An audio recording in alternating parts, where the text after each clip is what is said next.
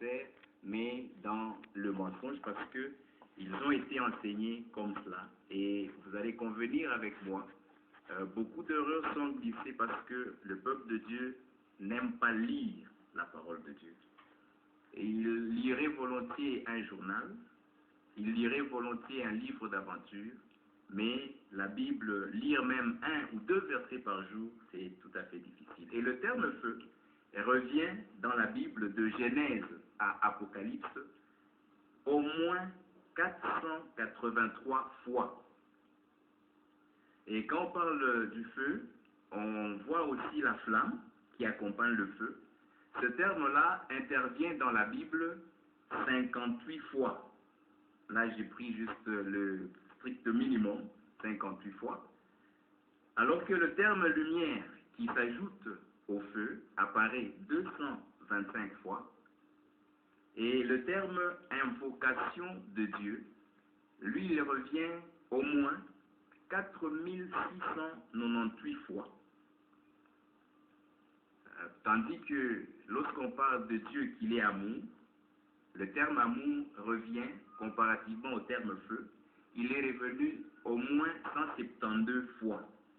Et le terme justice, et là nous l'opposons au terme jugement, il revient environ 616 à 620 fois seulement dans la parole de Dieu. Je ne sais pas si à ce niveau-là, si je me permets de conclure, à moins que je ne connaisse, vous ne connaissez un terme qui est cité plus fois, j'ai comme l'impression que le terme invoquer Dieu, c'est le terme le plus usité dans la Bible. C'est le terme le plus usité, sans exclure le mot Dieu lui-même, qui intervient beaucoup. D'accord.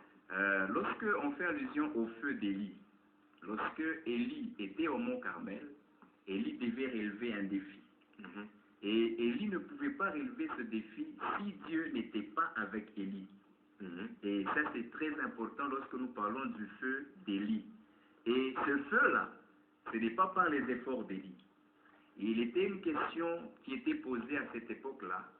Le peuple qui était sous la domination du roi Akab n'avait pas de pluie à la parole du serviteur de Dieu qui était Élie. Et à un moment, le roi a cherché à négocier pour que la pluie revienne. C'est ainsi que, face à ce défi-là, il a fallu que, par l'épreuve du temps, par l'épreuve des circonstances, le peuple et le roi, et les prophètes, les faux et les vrais, arrivent à comprendre que l'Éternel était le véritable Dieu et le seul Dieu. Lui-même, il dit, je suis le Dieu de mes serviteurs. Élie n'a fait que son travail. Il a rassemblé le peuple, les faux prophètes de Baal et d'Astarté étaient là, les curieux étaient là. Élie a adressé l'autel et il a demandé que les prophètes des Baal fassent de même. Et il a posé une question, il dit, nous allons voir le Dieu qui répondra par le feu, c'est celui-là qui sera Dieu. Et Dieu, parce qu'il s'est senti interpellé. Et c'est là que nous disons qu'un enfant de Dieu, véritablement ancré en Christ et avec Dieu, Dieu le protège. Et là, Dieu peut envoyer le feu pour dévorer ses ennemis, pour dévorer ses adversaires. Et là, Élie n'a pas invoqué le feu, il a juste adressé une prière à Dieu. Il dit, Seigneur éternel, il faudrait qu'aujourd'hui en Israël, qu'on sache qu'il y a un Dieu là-haut dans les cieux, et ici, moi, Élie, je suis ton serviteur. Voilà tout ce que Élie a fait. Lorsque nous prenons de David qui a mal agi, et vous savez, quand on parle de David, Dieu a vanté David. L'homme selon son cœur. L'homme selon son cœur. David n'était pas l'homme le plus parfait de la terre, non. Mais il était selon le dessein de Dieu. Ça signifie, lorsque David arrivait à commettre une erreur, aussitôt, immédiatement après, il ne considérait pas qu'il était roi. Il savait s'humilier devant Dieu. Et ce jour-là, je préfère peut-être que les téléspectateurs le lisent avec moi dans 1 Chronique 21. Vous pouvez peut-être nous aider. 1 Chronique 21. Du 17e au 30e verset. Et David revenait toujours. Et quand vous revenez, Dieu lui-même il dit, revenez à moi et je reviendrai à vous. 1 Chronique 21, 17 à 30. Et David dit à Dieu, oui, N'est-ce pas moi qui ai ordonné le dénombrement du peuple? Yeah. C'est moi qui ai péché et qui ai fait le mal. Mais ces brebis qu'ont-elles fait? Éternel mon Dieu, que ta main soit donc sur moi et sur la maison de mon père, et qu'elle ne me fasse point une plaie parmi ton peuple. Continuez. L'ange de l'Éternel dit à Gad de parler à David afin qu'il montât pour élever un autel à l'Éternel dans l'air d'Ornan, les Jébusiens. David monta selon la parole que Gad avait prononcée au nom de l'Éternel. Ornan se retourna et vit l'ange et ses 4 fils se cachèrent avec lui. Il foulait alors du fourment. Lorsque David arriva auprès d'Ornan, Ornan regarda et aperçut David, puis il sortit de l'air et se prosterna devant David le visage contre terre. David dit à Ornan, cède-moi l'emplacement de l'air pour que j'y bâtisse un autel à l'Éternel. Nous pouvons peut-être nous arrêter là, quitte aux téléspectateurs et aux auditeurs, de poursuivre. Tout à fait. Faites allusion au feu de David. C'est là. David qui a fait le dénombrement sans l'assentiment de Dieu. Mais quand il est revenu, c'est Dieu. David n'avait pas invoqué le feu.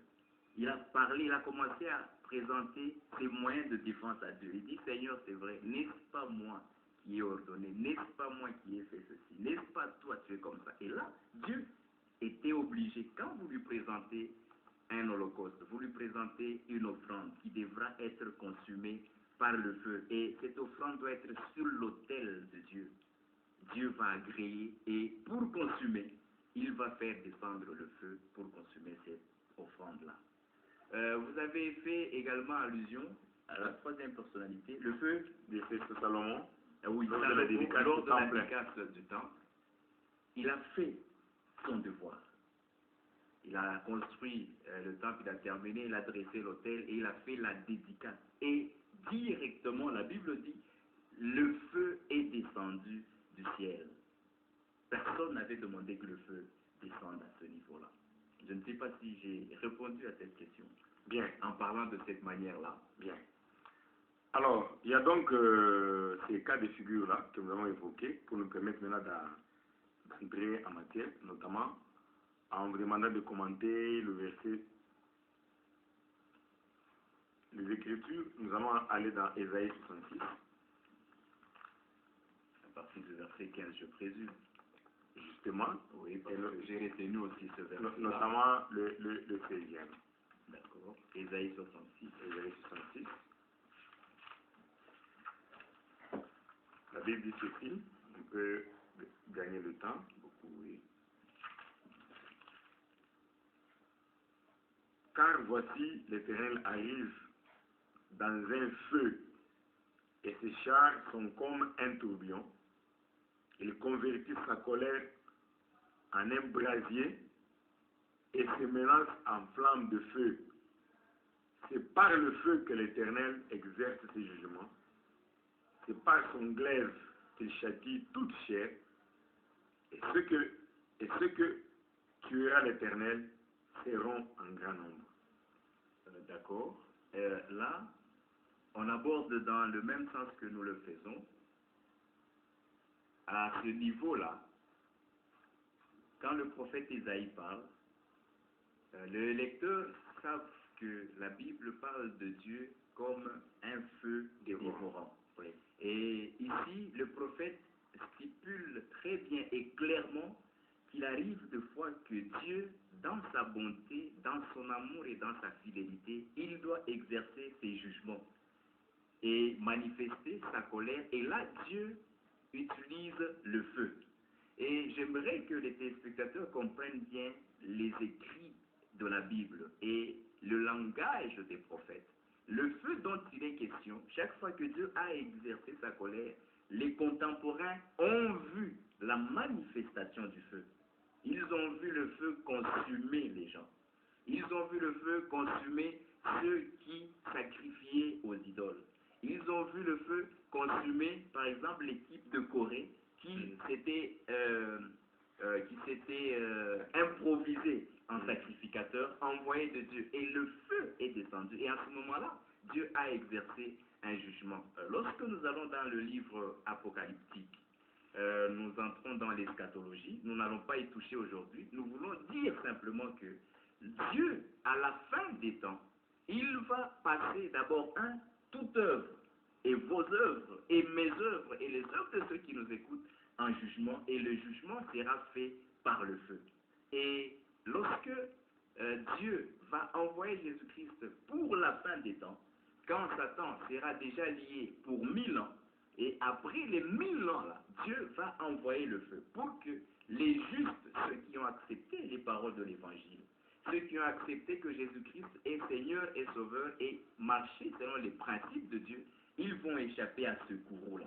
Mais ceux qui auront refusé, ceux qui auront rejeté l'évangile que nous prêchons aujourd'hui, ceux-là vont être jetés dans le feu éternel. Donc là, nous confirmons que Dieu, qui est le feu dévorant, peut exercer ses jugements à travers le feu. À ce niveau-là, il y a un téléspectateur qui vient d'intervenir qui demande si c'est contradictoire à la nature de Dieu. Tout à fait. C'est contradictoire à la nature de Dieu parce qu'il se réfère à l'exemple de l'enfant prodigue qui a tout dilapidé, qui est parti. C'est Dieu qui, le premier, il voit l'enfant et qui ouvre son cœur et qui le récupère. Comment ce Dieu-là peut-il, de cette façon-là, détruire par les faits? Je vais prendre un petit exemple simple. Un parent dans sa maison, il réunit ses enfants, il réunit leur mère, il leur parle. Il donne une certaine loi. Il dit aux enfants qui vont passer du temps à revoir leurs leçons, à la fin de l'année scolaire, je donnerai un cadeau. Mais à ceux-là qui ne vont pas satisfaire aux études, je vais utiliser le fouet. Ce parent-là avertit ses enfants. Le même Dieu qui est amour, frère Michel, vous savez, c'est là que nous comprenons que beaucoup d'enfants de Dieu n'aiment pas faire ce que Dieu leur demande. Et la conséquence, ils cherchent des faux fuyants, ils cherchent des échappatoires pour contourner la parole de Dieu. Derrière moi, je crois, après la dernière émission de lundi, quelqu'un qui a suivi l'émission, il dit non, pasteur, comment vous pouvez dire des choses comme ça? Moi, je veux continuer à invoquer le feu pour qu'il dévore mes ennemis. J'ai posé une question. Je dis, mon frère, je voudrais que tu me donnes un peu la nature de ce feu-là par rapport à la Bible. Il me dira non, ce feu-là est spirituel. Mais écoutez, prenez Nombre, chapitre 11, nous allons lire avec vous un verset. Dieu est amour, c'est vrai. Mais Dieu punit l'iniquité quand il faut punir. C'est pourquoi nous sommes là. Dieu donne un avertissement. Nous sommes comme des sentinelles. Nous écoutons la parole de Dieu, nous la transmettons aux téléspectateurs, nous la transmettons dans nos églises, nous la transmettons sur des places publiques. Nous disons ainsi par l'Éternel. Écoutez, que dit la Bible? Pécheur, par exemple, Jean-Baptiste, quand il était venu, il disait, répentez-vous et croyez à la bonne nouvelle. Car il est là, il est en train de venir. Ses pieds sont déjà en marche. Croyez en lui. Et Jean-Baptiste prêchait la repentance. Et quand Jean-Baptiste baptisait, il a baptisé d'eau pour la repentance. Et Jean-Baptiste annonçait vers la fin, il dit, c'est lui-là dont je suis en train de parler. Quand lui viendra, il va vous baptiser non seulement d'esprit, mais il vous baptisera également de feu. Là, c'est un autre débat, mais qu'on lise d'abord. Ok. On va revenir à ça. Oui, je retiens. Je retiens ça. Nombre 11, le verset 3. Parce que nous parlons d'un Dieu qui est plein d'amour, alors les gens ne peuvent pas comprendre comment ce Dieu qui est amour peut détruire par le feu. Verset 3. Oui. On donna à ces lieux le nom d'Abéra, parce que le feu de l'Éternel s'était allumé parmi eux. Nous pouvons nous arrêter là. Les téléspectateurs peuvent lire à partir du premier verset. Le feu de l'Éternel. Et c'est l'homme de Dieu Moïse qui était intervenu pour que le feu s'arrête. Mais ce feu-là n'a pas détruit les ennemis du peuple de Dieu. Ce feu-là n'a pas détruit les sorciers ou les magiciens ou le diable qui agissait à cette époque-là. Il a détruit les enfants. Il a détruit les enfants de la promesse. Il a détruit les enfants de Dieu qui étaient avec Moïse. Et la question qu'on pourrait poser, pourquoi Dieu a détruit par le feu? Simplement parce que le peuple a commencé à murmurer.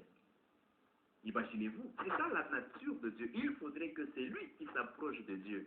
reconnaissent que Dieu existe et il est le rémunérateur de ceux qui le cherchent. Alors, quand moi je crois que Dieu existe, il faudrait que je comprenne qui est Dieu. Qu'est-ce que Dieu? Comment Dieu réagit-il? C'est comme une femme, Papa Michel, qui accepte un homme pour le mariage. Moi, je pense qu'une femme qui a tous ses sens doit d'abord réfléchir sur l'homme avec lequel elle est en train de s'engager pour le restant de la vie. Et en ce qui concerne le mariage, c'est le parcours le plus long de l'existence de l'homme ou de la femme sur la terre.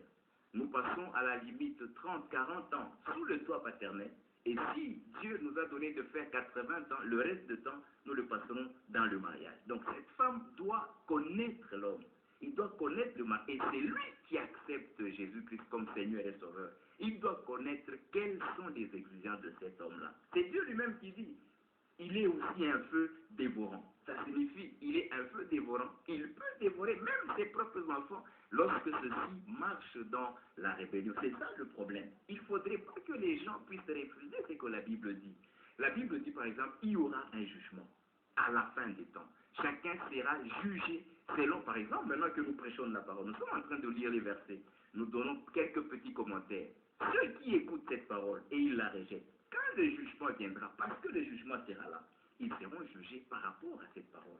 Donc le jugement sera, il faudrait que les gens, les uns et les autres, nous puissions nous aligner selon les attentes de Dieu. Et là, c'est un exemple parmi tant d'autres. Bien, alors parce qu'on était déjà, certaines personnes disent qu'on peut invoquer uniquement le feu du Saint-Esprit.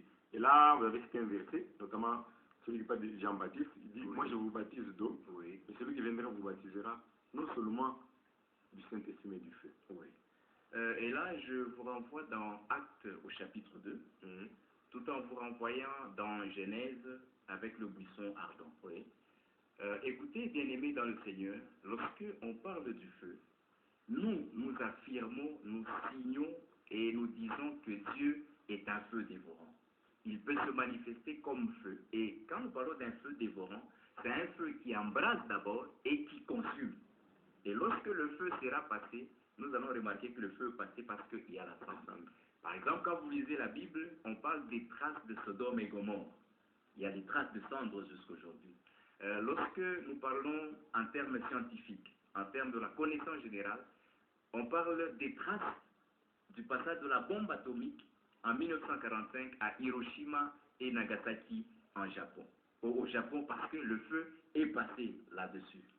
Et ce Dieu-là, il se manifeste de cette manière-là. Le peuple doit le comprendre en tant que tel.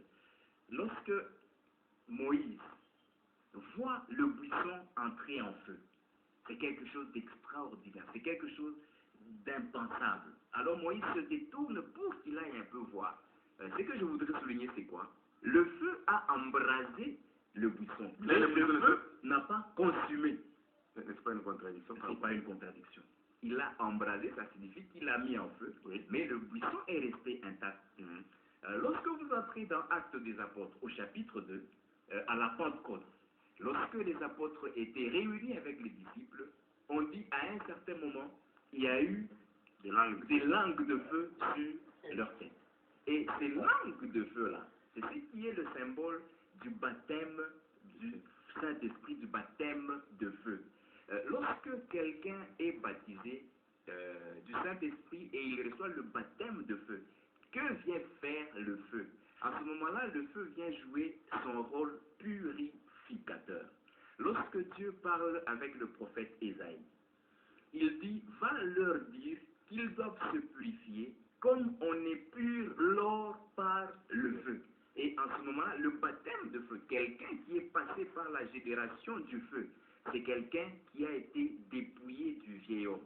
C'est quelqu'un qui a été dépouillé de la nature pécheresse.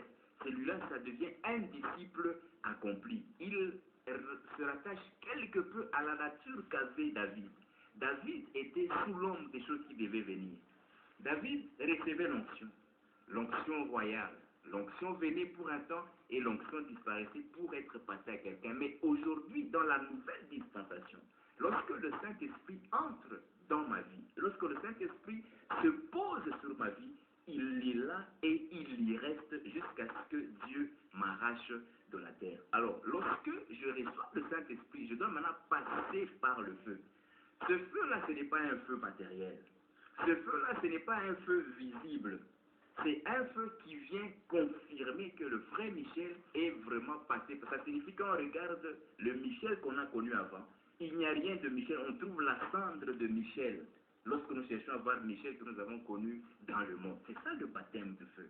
Ce n'est pas en Swahili ou je ne sais pas c'est dans quelle langue on parle de Mazakala, le tremblement. Vous allez dans une assemblée et là, c'est la spécialité de certains serviteurs. Le monde les appelle des grands serviteurs de Dieu. Mais je voudrais attirer l'attention des téléspectateurs. Et ici, j'ai retenu aussi quelques noms quand je faisais des recherches. Les précurseurs, par exemple, de l'invocation du feu. Les précurseurs du feu dans les églises, dans les assemblées, surtout dans l'ère pentecôtiste. J'ai retenu, par exemple, un serviteur de Dieu, Randy Clark. J'ai retenu Paul Couch. J'ai retenu Brown, Sergio Scataglini et Benny Hinn.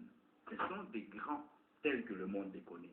Mais les pratiques qu'ils sont en train de mener dans l'Église, la doctrine qu'ils amènent chez les pentecôtistes, elle n'est pas différente des pratiques des magiciens, par exemple, du regroupement de Hayem. Par exemple, la formule magique qui est donnée dans ces mondes-là, c'est répéter un terme plusieurs fois de suite. Vous allez voir, ceux qui invoquent le feu, ceux qui voudraient être baptisés, parce qu'il y a des hommes qui se disent qu'ils ont l'onction de baptiser les autres par le feu. Ils ont dit non, j'ai senti en moi le feu et je suis capable de transmettre ce feu-là aux autres. Et cette personne-là, il dit, voilà, le feu descend, le feu arrive. Maintenant, vous allez répéter, feu, feu, feu, feu, feu, feu, feu. Ce n'est pas différent de ce qui se fait dans le monde de la magie. Et là, je voudrais parler d'un maître de la magie. On l'appelle Sainte Germaine. Sainte Germaine, elle est la gardienne des flammes violées des gens qui pratiquent l'occultisme. Et cette Sainte Germaine-là utilise des anges. C'est ainsi que je dis, c'est de la pratique fétichiste et magique dans nos assemblées. Parce que c'est lui-là qui est venu, qui vous dit, nous allons maintenant invoquer le feu. De quel feu parle-t-il?